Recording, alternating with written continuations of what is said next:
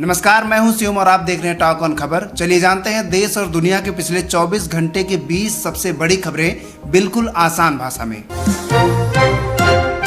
तमिलनाडु में विपक्ष के नेता उदयनिधि स्टालिन को मुख्यमंत्री विजय और अभिनेत्री त्रिशा से जुड़े कथित डबल मीनिंग बयान के मामले में पुलिस ने गिरफ्तार कर लिया है। गिरफ्तारी के बाद मुख्यमंत्री एम.के. स्टालिन ने विजय सरकार पर निशाना साधते हुए कहा कि अहंकार हमेशा विनाश की ओर ले जाता है। डीएमके ने इसे राजनीतिक बदले की कार्रवाई बताया, जबकि उदयनिधि का कहना है कि उन्होंने अपने बयान में त्रिशा का नाम नहीं लिया है। फुकेट से दिल्ली आ रही इंडिया की फ्लाइट AI 2379 अचानक तेज टर्बुलेंस की चपेट में आ गई। इस घटना में 10 यात्रियों और 2 क्रू मेंबर्स को मामूली चोटें आई। एयरलाइन के अनुसार कुछ समय के लिए विमान की ऊंचाई में अचानक बदलाव आया, लेकिन पायलट और क्रू ने स्थिति को तुरंत नियंत्रित कर लिया। फ्लाइट सुरक्षित दिल्ली पहुंची और सभी घायलों को मेडिकल जांच के लिए भेजा गया है। राहत की बात यह रही कि किसी को गंभीर चोट नहीं आई। रांची में JPSC और JSSC परीक्षा में कथित धांधली के विरोध में छात्रों का आंदोलन लगातार जारी है। छात्र नेता देवेंद्र नाथ महतो जयपाल सिंह मुंडा स्टेडियम में आमरण अनशन पर बैठे हुए हैं। आंदोलन को अब 11 दिन पूरे हो चुके हैं। प्रदर्शन कर रहे छात्र पूरे मामले की CBI और ED से जांच कराने की मांग कर रहे हैं। महाराष्ट्र कांग्रेस द्वारा डिप्टी CM सुनेत्रा पवार को गूंगी गुड़िया कहे जाने के बाद सियासी विवाद तेज हो गया है। NCP नेता धनंजय मुंडे ने कांग्रेस पर पलटवार करते हुए कहा, यही शब्द कभी इंदिरा गांधी के लिए इस्तेमाल किए गए थे, जिसे कांग्रेस महिलाओं का अपमान बताती रही है। NCP का कहना है किसी महिला मुख्यमंत्री के लिए ऐसी भाषा का इस्तेमाल उचित नहीं है। केंद्र सरकार ने जानकारी दी है कि वर्ष 2021 से अब तक भारत ने 36 देशों से कुल 274 भगोड़े अपराधियों को वापस लाने में सफलता हासिल की है। इनमें आतंकवाद, हत्या, गैंगस्टर गतिविधियों, आर्थिक अपराध, यौन अपराध और मानव तस्करी जैसे गंभीर मामलों के आरोपी शामिल हैं। सरकार का कहना है कि अंतर्राष्ट्रीय सहयोग और आधुनिक तकनीक के बेहतर इस्तेमाल से ये प्रक्रिया पहले की तुलना में काफी तेज हुई है। राजस्थान में स्थानीय निकाय चुनाव से पहले कांग्रेस के भीतर मतभेद खुलकर सामने आ गए हैं। पार्टी की बैठक के दौरान कई नेताओं ने अपने ही साथियों पर 2023 विधानसभा चुनाव में उन्हें हराने और संगठन को नुकसान पहुंचाने के आरोप लगाए। बढ़ते विवाद के बीच वरिष्ठ नेताओं को हस्तक्षेप कर मामला शांत कराना पड़ा। माना जा रहा है कि आने वाले पंचायत और शहरी निकाय चुनाव कांग्रेस संगठन की बड़ी परीक्षा साबित होगी। फूड सेफ्टी रेगुलेटर FSSAI ने डाबर को अपने शहद, घी और अन्य उत्पादों पर 100% नेचुरल और 100% प्योर जैसे दावे इस्तेमाल करने से रोक दिया है। नियामक का कहना है कि ऐसे दावों को वैज्ञानिक रूप से साबित करना आसान नहीं होता है और इसमें उपभोक्ता भ्रमित हो सकते हैं। डाबर को निर्देश दिया गया है कि वो 15 दिनों के भीतर अपने पैकेजिंग और विज्ञापन से ऐसे दावे हटाकर कार्रवाई रिपोर्ट जमा करें। बाबरी मस्जिद विध्वंस की जांच करने वाले जस्टिस मनमोहन सिंह लिब्रहान का निधन हो गया है। उनके नेतृत्व में बने लिब्रहान आयोग ने वर्ष 2009 में अपनी रिपोर्ट सौंपते हुए कहा था कि 1992 में बाबरी मस्जिद का ढांचा गिराया जाना कोई अचानक घटना नहीं थी, बल्कि ये एक सुनियोजित साजिश का हिस्सा था। इस जांच में 17 साल लगे और आयोग को कुल 48 बार समय सीमा बढ़ाई गई। हालांकि वर्ष 2020 में स्पेशल CBI कोर्ट ने सभी आरोपियों को बरी कर दिया था, लेकिन जस्टिस लिब्रहान अपने निष्कर्षों पर कायम रहे। भारत सरकार अक्टूबर 2028 से नई गाड़ियों में व्हीकल टू व्हीकल यानी V2V टेक्नोलॉजी अनिवार्य करने की तैयारी कर रही है। इस तकनीक के जरिए वाहन एक दूसरे को अपनी स्पीड, लोकेशन और दिशा जैसी जानकारी भेज सकेंगे। इससे अचानक ब्रेक लगने, आगे मौजूद वाहन या संभावित टक्कर जैसी स्थितियों का पहले ही अलर्ट मिल सकेगा। इस प्रस्ताव में 2 पहिया कार, बस और ट्रक सभी को शामिल किया गया है। मानसून सत्र के 12वें दिन संसद में विपक्ष के भारी हंगामे के कारण लोकसभा और राज्यसभा की कार्रवाई कई बार रोकनी पड़ी। विपक्षी सांसदों ने राम मंदिर डोनेशन में कथित गड़बड़ी और प्रदर्शन कर रहे छात्रों पर पुलिस कार्रवाई को लेकर सरकार से जवाब मांगा। विपक्ष की मांग थी कि इन दोनों मुद्दों पर विस्तृत चर्चा हो, गृह मंत्री अमित शाह सदन में जवाब दें। वहीं सरकार ने आरोप लगाया कि विपक्ष लगातार जरूरी संसदीय कामकाज में बाधा डाल रहा है।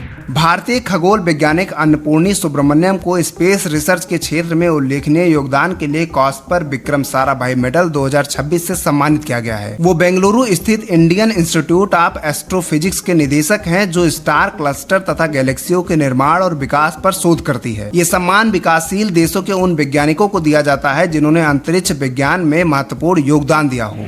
लोकसभा ने सुप्रीम कोर्ट में जजों की संख्या बढ़ाने वाले संशोधन विधेयक बिना किसी चर्चा के लगभग 10 मिनट में पारित कर दिया। इस बिल के लागू होने के बाद भारत के मुख्य न्यायाधीश सहित सुप्रीम कोर्ट के जजों की अधिकतम संख्या 34 से बढ़कर 38 हो जाएगी। सरकार का कहना है कि अतिरिक्त 4 जजों की नियुक्ति से लंबित मामलों का बोझ कम होगा और लोगों को समय पर न्याय मिल सकेगा। विपक्ष के विरोध और शोर शराबे के बीच ये विधेयक पास हुआ।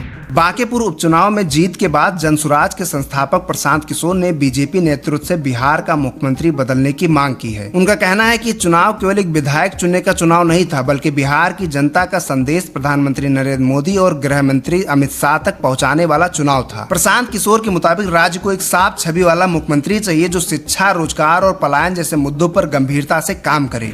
अमेरिका के नेथन थॉमस ने महज 18 वर्ष की उम्र में प्रोफेसर बनकर गिनीज वर्ल्ड रिकॉर्ड अपने नाम कर लिया है। वो दुनिया के सबसे कम उम्र के पुरुष प्रोफेसर बन गए हैं और मियामी डेड कॉलेज में इंजीनियरिंग पढ़ाते हैं। नेथन ने केवल 10 साल की उम्र में कॉलेज की पढ़ाई शुरू कर दी थी और 18 वर्ष की उम्र तक इलेक्ट्रिकल इंजीनियरिंग में बैचलर्स और मास्टर दोनों डिग्रियां हासिल कर ली थी। भारत सरकार ने पाकिस्तान अधिकृत कश्मीर यानी पीओके में कराए जा रहे स्थानीय चुनाव को पूरी तरह दिखावा बताया है। विदेश मंत्रालय के प्रवक्ता रणधीर जायसवाल ने कहा कि चुनाव वहां के नागरिकों पर हो रहे कार्रवाई और उनके अधिकारों के उल्लंघन को नहीं छिपा सकते। सरकार के अनुसार जून से अब तक पीओके में पाकिस्तानी सुरक्षा बलों की कार्रवाई में कम से कम 90 नागरिकों की मौत हो चुकी है। वहीं महंगाई, बिजली संकट और चुनावी अनियमितताओं को लेकर लगातार विरोध प्रदर्शन जारी है। सूडान के नॉर्थ दारपुर इलाके में सेना के एक ड्रोन हमले में सिविल कोर्ट परिसर के भीतर कम से कम 35 लोगों की मौत हो गई। Human rights group emergency lawyers के मुताबिक ये हमला अल जाविया गरा गांव स्थित कोर्ट बिल्डिंग पर हुआ था, जहां आम नागरिकों से जुड़े न्यायिक मामलों की सुनवाई होती थी। संगठन ने इस घटना को अंतर्राष्ट्रीय कानून का गंभीर उल्लंघन बताते हुए निष्पक्ष जांच की मांग की है। गौरतलब है कि सूडान में सेना और रैपिड सपोर्ट फोर्स के बीच 2023 से गृह युद्ध जारी है।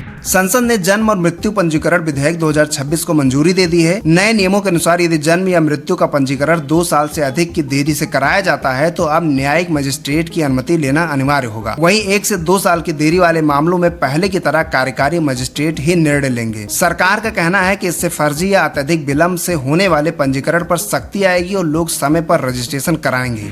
भारत ने बांग्लादेश के प्रधानमंत्री तारिक रहमान को नई दिल्ली में आयोजित होने वाले ब्रिक्स शिखर सम्मेलन के आउटरीचर सेशन में शामिल होने का निमंत्रण भेजा है। यह आमंत्रण उन्हें बिम्स्टेक के वर्तमान अध्यक्ष के रूप में दिया गया है। ये सम्मेलन 12 और 13 सितंबर को आयोजित होगा। भारत ने स्पष्ट किया है कि क्षेत्रीय संगठनों के प्रमुखों को आमंत्रित करना सामान्य प्रक्रिया का हिस्सा है। हालांकि बांग्लादेश की ओर से अभी इस निमंत्रण पर अंतिम पुष्टि नहीं की गई है।